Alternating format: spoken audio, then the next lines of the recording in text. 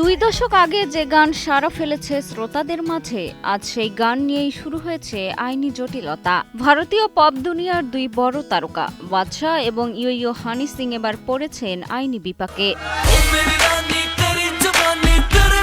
ঘটনার সূত্রপাত ২০ বছরের পুরনো গান ভলিউম 1 নিয়ে। এই গানটি প্রকাশের পর পায় বেশ জনপ্রিয়তা, তবে সময়ের সাথে বদলেছে পছন্দ, বদলে গেছে দৃষ্টিভঙ্গিও। সম্প্রতি দিল্লি হাইকোর্ট ভলিউম 1 গানটিকে ঘিরে নিয়েছেন কঠোর অবস্থান। আদালতের পর্যবেক্ষণ, গানটির কথা ও উপস্থাপনা অত্যন্ত কুরুচিপূর্ণ, যেখানে নারীদের দেখানো হয়েছে ভোগ্যপণ্য হিসেবে।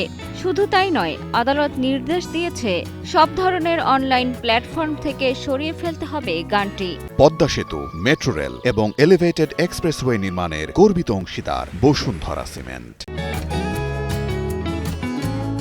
ব্যক্তিগত জীবনেও বিতর্ক যেন পিছু ছাড়ছে না বাদশা আর হানি সিং এর। সম্প্রতি নতুন গান টাটেরি নিয়ে সমালোচনার মুখে পড়েছেন বাদশা।